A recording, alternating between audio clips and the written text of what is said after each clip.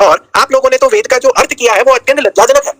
ये आजकल के बच्चे बताएंगे गुरुओं को क्या सही है और क्या गलत है और कैसे लिखा जाता है। स्वामी करपात्री जी को उनके शिष्य धर्म सम्राट घोषित करते हैं, लेकिन उन्होंने अपने भाष्य में बीफ से कर्मकांड करने का विधान किया है। बीफ, गौमांस। इन लोगों को अपने गुरुओं की बातें तो समझ नहीं आती और दूसरों के गुरुओं के ऊपर उंगली उठाने चले हैं। ये लोग ही दो विचारधाराओं के बीच में नफरत फैलाते हैं। नमस्ते। स्वामी करपात्री जी की परंपरा में तो बीफ से यज्ञ करने की और कर्मकांड करने की विधि लिखी गई है। इस वीडियो में इन्होंने अपने विचार लोगों के दिमाग में डालने की कोशिश की है। गौमांस जिसे प्रत्येक हिंदू परहेज करता है, वही बीफ, वही गौमांस जो तिरुपति मंदिर के प्रसाद में मिलाया गया था। क्या आप आवाज ठीक से आ रही थे कि स्वामी करपात्री जी की परंपरा में बीफ अर्थात गौमांस का प्रयोग याज्ञिक कर्मकांडों में करना लिखा गया है। उनके शिष्य अनेक गौवंश की बलि मानते हैं। मैं आपके साथ स्वामी करपात्री जी का यजुर्वेद भाष्य शेयर करूंगा। स्वामी करपात्री जी ने यजुर्वेद पर वेदार्थ पारिजात नामक एक भाष्य लिखा है। इस भाष्य का मुख्य उद्देश्य, इनको ये पता ही नहीं कृपात्री जी और सायण जी ने क्या लिखा है, क्या अर्थ है उसके। महर्षि दयानंद ने जो भाष्य किया था यजुर्वेद का, उस भाष्य का खंडन करना था। और महर्षि दयानंद का खंडन करने के लिए उन्होंने अपने भाष्य में पशु बलि और गौ बलि तक को भी मान लिया। ये ऐसे लोग हैं जिनको ऋषि दयानंद जी की बातें भी समझ नहीं आती और उनके बातों को गलत मतलब निकालकर उनके गलत अर्थ समझ लेते हैं। उनके वेदांत पारिजात के मंत्र 2140 का भाष्य है, जहां स्वामी करपात्री जी लिख रहे हैं कि दिव्य होता ने घृत के उत्तम बिंदुओं से अग्नि का यजन किया, मेधावर्धक पदार्थों से अग्नि का यजन किया, अश्विनी कुमारों के निमित्त झाग की, सरस्वती के निमित्त मेष की, सिंह के समान पराक्रमी बलरूप इंद्र के निमित्त बल संपन्न वृषभ की आहुति दी। वृषभ का अर्थ होता है बैल, बफेलो, ऑक्स, बुलक। ये गौवंश में आता है। हिंदू समाज बैल को नंदी की तरह पवित्र मानता है। बैल को नंदी माना जाता है और भारत के अनेक राज्यों में गौ के साथ, गौ माता के साथ नंदी की भी पूजा करी जाती है। उनकी हत्या करना प्रतिबंधित है और नंदी के साथ भी हमारे हिंदुओं की भावनाएं जुड़ी हुई हैं। लेकिन उसी नंदी की बलि देने की बात स्वामी करपात्री जी अपने यजुर्वेद के भाष्य 2140 में कर रहे हैं। तो स्वामी करपात्री जी के शिष्य बताए और इधर उधर माइक लेकर घूमने वाले यूट्यूबर्स बताए कि आपके गुरु जो गाय की बलि, गौवंश की बलि देने की बात लिख रहे हैं, बैल की बलि देने की बात, हम उसे क्यों स्वीकार करें? यह हमारी परंपरा है ही नहीं। गौवध करना, गौवंश की बलि देना आपकी परंपरा हो सकती है, ना ये सनातनियों की परंपरा है, ना हम आर्यों की परंपरा है। हम आर्यों की परंपरा गौरक्षा की है और ये गौरक्षा की परंपरा में हम बैल को भी उतना ही महत्व देते हैं जितना गाय को महत्व दिया जाता है। इतना ही नहीं, आप लोग यह न मानिए कि स्वामी करपात्री जी इतने उदार थे कि बैल की बलि देकर वह रुक गए। उन्होंने अपने यजुर्वेद भाष्य में गौ की भी बलि मानी है। यह उनका यजुर्वेद भाष्य 8:29 है। उसमें संस्कृत भाष्य करते हुए वशा वदनानी हुत्वा मेदम जुहुताम, अर्थात वशा कहते हैं गाय को, ऐसी गाय जो वंध्या हो चुकी है, ऐसी गाय जो बछड़े को जन्म देने में असमर्थ है, ऐसी गाय को वशा कहा जाता है। स्वामी करपात्री जी अपने इस 8:29 मंत्र के भाष्य में लिखते हैं कि वशा का वध किया जाए और वध करने के बाद उसके गर्भ की जांच करी जाए। अगर वो गर्भवती हो तो उसका वध करने के लिए प्रायश्चित किया जाए और अगर गर्भ नहीं है तो कोई बात नहीं। स्वामी करपात्री जी ने यहाँ पर गर्भवती गाय की भी बलि देने की बात कही है। क्या हिंदू समाज में यह बात सही है? क्या हमें इस व्यक्ति को धर्म सम्राट या गौरक्षक कहना चाहिए जो हमारे गाय, हमारे बैल, हमारे नंदी को मारने की बात अपने ग्रंथ में लिखते हैं? स्वामी करपात्री जी के शिष्य, आप गुरु भक्ति में क्या इतने अंधे हो गए हैं कि हमारी गाय, बैल इत्यादि की हत्या करने वाले लोगों के साथ आप खड़े हो? आपके लिए क्या इंपॉर्टेंट है, गौरक्षा या किसी की व्यक्ति की पूजा? और यह बात ऐसी नहीं है कि आपकी परंपरा में स्वामी करपात्री जी ने ही गौ हत्या की बात लिखी हो। परंपरागत आचार्यों में वेदार्थ करने में सबसे प्रसिद्ध नाम सायण का है। सायण ने शतपथ ब्राह्मण के अपने भाष्य में जो बात लिखी है वो बात पढ़कर किसी भी हिंदू की रूह कांप जाएगी। सायण ने अपने यजुर्वेद भाष्य में लिखा है, कांड 4 अध्याय 5 ब्राह्मण 2 के भाष्य में सायण लिख रहा है कि वे वशा का आलंबन करते हैं। ये सायण का संस्कृत भाष्य है। वशाम आलंबन्ते ताम आलभ्य संज्ञपन्ति संज्ञाप्यः, ये सायण भाष्य है जिसका प्रकाशन चौखंबा द्वारा किया गया है और उसके नीचे सायण भाष्य का हिंदी अनुवाद है। क्योंकि ज्यादातर लोग हिंदी में कंफर्टेबल है इसलिए मैं हिंदी अनुवाद ही पढ़ूंगा। अब देखिए सायणाचार्य ने क्या लिखा। यह अनुवाद आज समाज के विद्वान पंडित गंगा प्रसाद उपाध्याय की, यह अनुवाद इतना गंदा था कि उनको टिप्पणी लिखनी पड़ी कि गौ हत्या की विभस्त कर्मकांड सर्वथा प्रक्षिप्त है।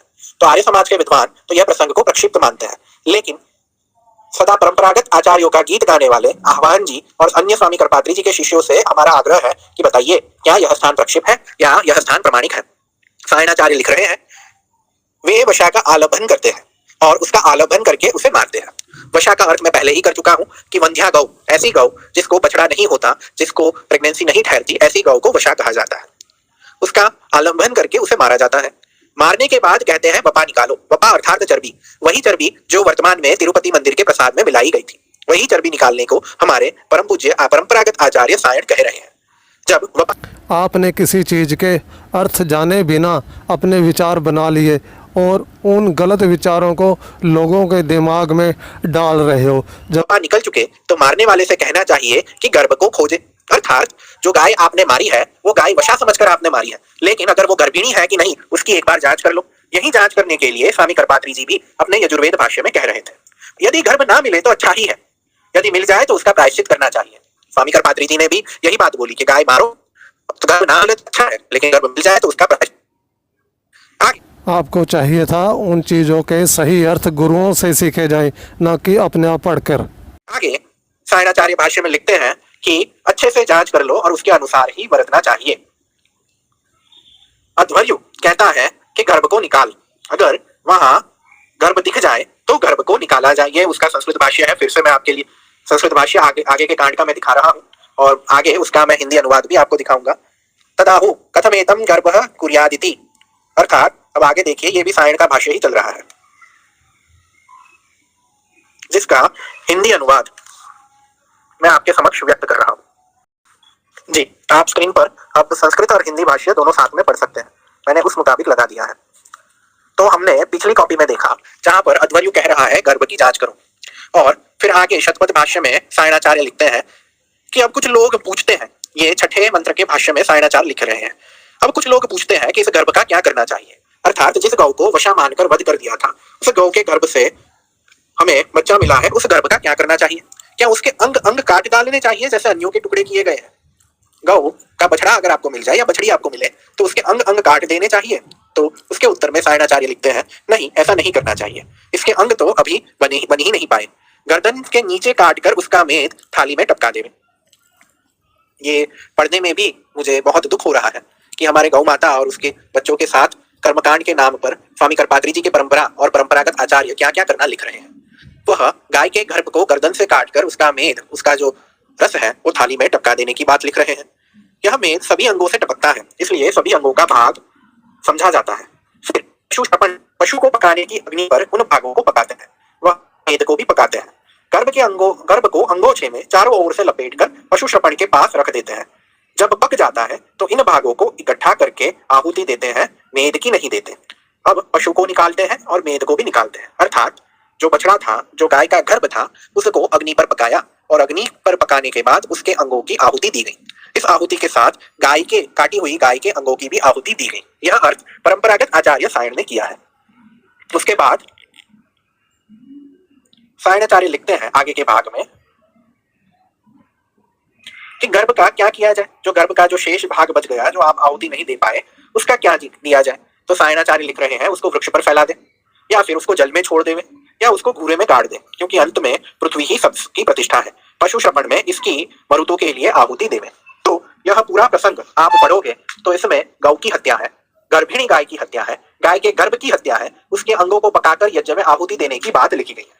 तो यह बात कोई भी हिंदू, कोई भी सनातनी व्यक्ति कैसे स्वीकार्य करेगा, और यह कार्य परंपरागत आचार्य जी ने किया हुआ है। सायण जी और करपात्री जी ने जो भी लिखा है बिल्कुल सही लिखा हुआ है, क्योंकि ये एक बुद्धिमानों के लिए लिखे हुए शब्द है और ये आप लोगों को समझ नहीं आएंगे, क्योंकि आपने ये गुरुओं से नहीं सीखा है, अपने आप सीखा है और इसको गलत समझ लिया है आपने। तो अगर कान खोल के सुन लो, आह्वान कान खोल के सुन लो, यह तुम्हारे परंपरागत आचार्यों के अर्थ को कोई भी आर्य समाजी किसी भी हालत में स्वीकार नहीं करेगा। आप कितना भी गला फाड़ कर चिल्ला दो कि भाई परंपरागत आचार्य, परंपरागत आचार्य, परंपरागत आचार्य, गौ घाटी परंपरा के आचार्यों के अर्थों को कोई भी सनातनी, कोई भी आर्य समाजी स्वीकार नहीं करेगा। आपको बहुत शास्त्रार्थ करने का शौक है, इस स्ट्रीम का खंडन करके दिखाऊं। स्वामी करपात्री जी के शिष्य मुझे धमकियां दे रहे हैं कि भाई तुम्हारे हाथ पैर तोड़ देंगे, तुम्हारे विरुद्ध केस कर देंगे, ये कर देंगे, वो कर देंगे। जिनको भी दम है वो स्ट्रीम का खंडन करके दिखाऊं। तुम्हारे ही परंपरागत आचार्यों के ग्रंथों से तुम्हारी ही पोल खोली गई है। वास्तव में भारत में बीफ मुसलमान और ईसाई नहीं लेकर आए हैं। मुसलमान और ईसाइयों से पहले ही यह तथाकथित परंपरागत आचार्य धर्म के नाम पर गाय मारना शुरू कर दिए थे। आपने किसी चीज़ को गलत पढ़ लिया है और गलत समझ लिया है और प्रचार कर रहे हो कि गुरुओं ने गलत लिखा है, जबकि आपको पता ही नहीं भी गुरुओं ने क्या लिखा है। मुसलमान तो 1400 साल पहले आए, ईसाई भी 2000 साल पहले आए, लेकिन शतपथ ब्राह्मण और उसमें लिखी बलि की बातें तो आप ही परंपरागत आचार्यों ने वर्षों पहले हमारे शास्त्र में मिलाई है। तो गौ हत्या का प्रारंभ करने वाली परंपरा आपकी है, गाय को मारने की परंपरा आपकी है। तो ये स्ट्रीम को अब मैं डिस्कशन के लिए ओपन करता हूँ, ये लिंक को यहाँ पे शेयर करता हूँ। जो भी व्यक्ति आना चाहे वो आकर स्ट्रीम में जुड़ सकता है। सभ्यता से प्रमाणों के साथ आपको अपनी बात रखनी होगी। मैंने लिंक शेयर कर दी है। धर्म के नाम पर मतलब क्या पागलपन है? आप गाय को मारना स्वीकार करोगे, आप गर्भिणी गाय को मारना स्वीकार करोगे, आप उसके बच्चों की किसकी आहुति देना स्वीकार करोगे, उनके अंगों को पकाओगे। आप में और मुसलमानों में क्या अंतर रह गया? आप और अन्य विधर्मी वह भी गौ हत्या करते हैं धर्म के नाम पर। कुछ इनकी बलि रहती है उत्सवों में, तो उत्सवों में वह भी गौ की बलि देते हैं, बैल की बलि देते हैं, और आप भी गौ की बलि बैल की बलि देते हो। तो उनमें और आप में अंतर क्या रह गया? आज जितने भी बच्चे इन परंपरागत आचार्य जी का भक्ति में लीन है, ठीक है, उन सबको यह देखना चाहिए परंपरा के नाम पर आपके साथ क्या व्यवहार किया जा रहा है। आपकी गौ माता जिनकी रक्षा के लिए आपके पूर्वजों ने अपने प्राणों की आहुति तक दी थी, अपना घर परिवार सब कुछ हटा दिया, वैसी गौ माता की बलि देने की बात आपके परंपरागत आचार्य कर रहे हैं, और कुछ व्यक्ति इन बलियों को सत्य भी सिद्ध कर रहे हैं। तो आखिर हम विधर्मियों को क्यों दोष दें? हमारे धर्म का पतन करने के लिए हम ही पर्याप्त है, हमारे तथाकथित परंपरागत आचार्य ही पर्याप्त है हमारे धर्म का पतन करने के लिए। इसलिए ऐसे आचार्यों से बचे, ऐसे कर्मकांड से बचे। महर्षि दयानंद जी ने यजुर्वेद के इन दोनों मंत्रों का बहुत सुंदर अर्थ किया है। वहां गर्भ की बात आई है तो वहां पे स्त्री पुरुष और दंपति के गर्भ धारण की बात महर्षि दयानंद जी ने लिखी है। स्वामी करपात्री जी उसका खंडन करते हुए लिख रहे हैं, ये बात हमें कुछ समझ में नहीं आई। या तो गाय के गर्भ को मारने की बात है, और अगर गाय मरी और वो गर्भवती ना हो तो ठीक है, गर्भवती है तो उसका प्रायश्चित करो। हमारे साथ भगवान दास जी जुड़े हैं। जी नमस्ते भगवान दास जी। नमस्कार जी, नमस्कार। और कैसे हैं जी आप? मैं ठीक हूँ, आपका क्या मत है? जी मत तो मेरा ऐसा है जी, मैं सब सही चीजों को सही मानता हूँ और गलत चीजों को मानता नहीं। तो आज की स्ट्रीम में जो सही और गलत है इस पर क्या बात आपके विचार है? मैंने आपकी स्ट्रीम सुनी, बहुत अच्छा बता रहे हैं आप। मेरे को ऐसा लगता है आपको और भी ना ऐसी स्ट्रीमें बहुत सी करनी चाहिए, ताकि हमारे धर्म ग्रंथों के बारे में ना लोग जान सके। जो हिंदू धर्म के क्योंकि वो तो जानते हैं ना, वो थोड़ा थोड़ा सा जान लेंगे तो वो अच्छा रहेगा। आपको और थोड़ा सा प्रयास करना चाहिए, हफ्ते में 1-2 स्ट्रीम आपको जरूर करनी चाहिए ऐसी। जी तो अभी आपने जो भी सायन जी और करपात्री जी के ऊपर आपने स्ट्रीम बताई अभी की, तो मेरा मत तो यह जितना मैं उनको जान सका हूँ, उन्होंने जो यहाँ पे लिखा है आपने बताया वो बिल्कुल सही अनुवाद किया है। उन्होंने गलत नहीं है, बिल्कुल सही किया हुआ है। कुछ शायद भी ऐसा होता है ना भी समझने में थोड़ा फर्क हो जाता है।